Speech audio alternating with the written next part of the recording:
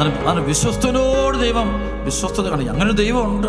വിശ്വസ്തത കാണിച്ചാലേ കൃപ കിട്ടുള്ളൂ. വിശ്വസ്തത കാണിക്കണം, വിശ്വസ്തത മാറരുത്. അതുകൊണ്ട് ഒന്ന് മാറരുത്. ഇപ്പം ഞായറാഴ്ച കുർബാന, സാബത്ത് വിശ്വസ്തയോടെ പാലിക്കും. ഞാനിപ്പോൾ സാബത്ത് നമ്മൾ ഞായറാഴ്ച കുർബാന ഞായറാഴ്ച.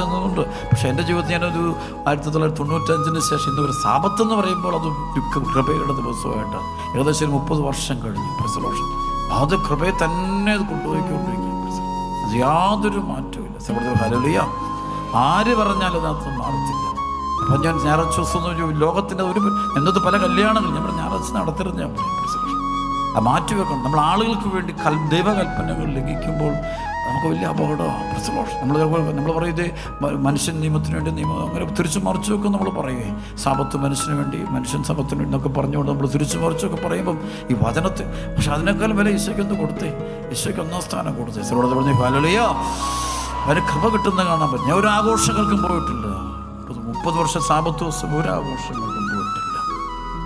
വചനത്തോട് വിശ്വസ്ത, വേറെ വായനകൾക്കോ പുസ്തകങ്ങൾക്കോ ഒന്നും പോയിട്ടില്ല. പഴയ നിയമത്തിൽ സാബത്ത് ആഴ്ചയുടെ അവസാന ദിവസം വിശ്രമ ദിവസമായിട്ട് പറയുന്നെങ്കിൽ പുതിയ നിയമത്തിൽ ഇത് കർത്താവിൻ്റെ ദിവസം, ഉയർപ്പിൻ്റെ ദിവസമായിട്ടാണല്ലോ പരിശുദ്ധാത്മാവ് നമുക്ക് പഠിപ്പിക്കുന്നു.